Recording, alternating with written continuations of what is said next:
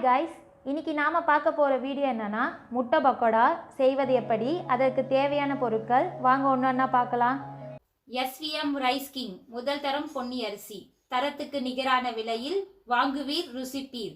அரிசி உலகின் ராஜாதி ராஜா SVM rice king.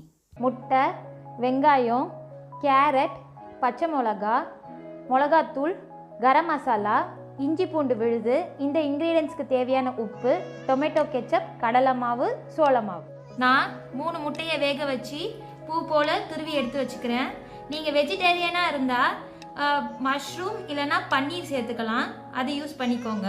வெஜ்ஜாக இருந்தால், நான்வெஜ்ஜாக இருந்தால் இந்த முட்டையை பூ போல் துருவி எடுத்து வச்சுக்கோங்க. துருவினதுக்கப்புறம் பார்க்க இந்த மாதிரி தான் இருக்கும். ஒரு ஸ்பூன் எடுத்து வச்சுக்கோங்க, கரண்டி வேண்டாம், ஏன்னா ஆல்ரெடி நம்ம வேக வச்சுட்டோம் முட்டையை.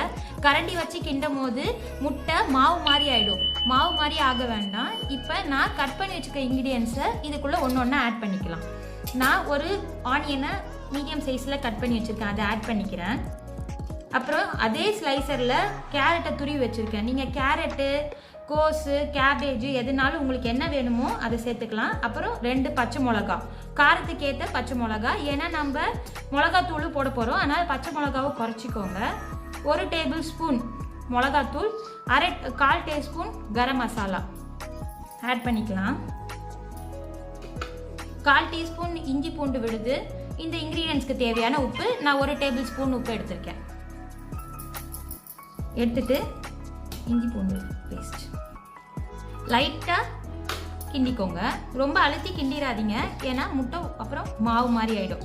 சும்மா மேலோட்டம் பரட்டி விடுற மாதிரி விட்டுக்கோங்க.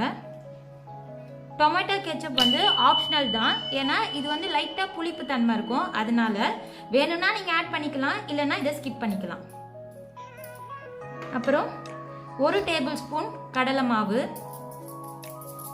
2 டேபிள் ஸ்பூன் சோள மாவு. சோள மாவு இருந்தால் சோள மாவு சேர்த்துக்கலாம், இல்லைன்னா அரிசி மாவு, கொலக்கட்டைக்கு அரைப்போல் அந்த அரிசி மாவு.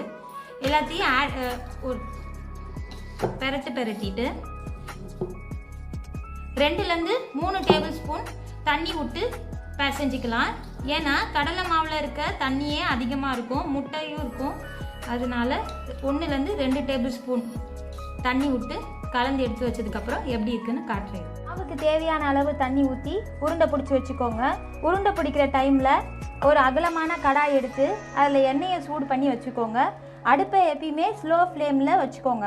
ஸ்லோ ஃப்ளேம்னா என்னதுன்னா, ரொம்ப ஸ்லோவாகவும் இல்லாமல் ரொம்ப ஸ்பீடாகவும் இல்லாமல் கடாயை டச் பண்ணுற அளவு ஹீட் இருக்கணும்.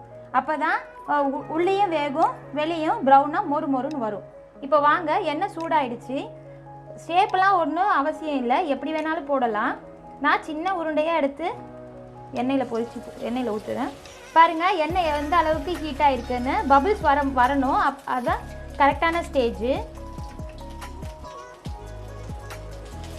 பாருங்கள், எண்ணெயில் போட்டு கொஞ்ச நேரம் செட் ஆகட்டும், உடனே கிண்டிடாதீங்க, ஏன்னா முட்டை தனித்தனியாக அப்புறம் அதுக்காக கொஞ்ச நேரம் எண்ணெயில் வேகட்டும். வெந்ததுக்கப்புறமா ஒன்றா திருப்பி போட்டுக்கலாம். நல்லா ப்ரௌன் ஆகிற வரையும் திருப்பி போடுங்க, எண்ணெயிலே இருக்கட்டும். திருப்பி விட்டுக்கோங்க, மேலே எண்ணெய் இப்படி ஊற்றி விடுங்க. இது ஈவினிங் டைம் ஸ்நாக்ஸு, டீ சாப்பிடும் போது இது நீங்கள் 10 நிமிஷத்தில் செஞ்சு முடிச்சிடலாம். டெய்லியும் வடை பஜ்ஜின்னு வெளியே போய் சாப்பிட்றது பதிலாக இது ஹெல்த்தியான ஃபுட்டு, நம்ம கையாலே செய்கிறனால. இதோ பாருங்கள், நல்லா ப்ரௌன் ஆகிட்டு வருது. இதே மாதிரி ஃபுல்லாக ப்ரௌன் ஆகணும், அப்போ தான் வெந்திருக்குன்னு அர்த்தம். இதோ பொன்னிறமாக வறுபட்டுருச்சு. இதை ஒரு பிளேட்டில் மாற்றிக்கலாம் வாங்க. இதே மாதிரி எல்லா போண்டாவையும் போட்டு எடுத்து வச்சுக்கலாம். இதோ ரெடி ஆயிடுச்சு, வாங்க சர்வ் பண்ணலாம். முட்டை பக்கோடா. தேங்க்ஸ் ஃபார் வாட்சிங் அவர் வீடியோ. Keep supporting us. பேசுவோம், எழுதுவோம், தமிழை வாழ வைப்போம். நன்றி.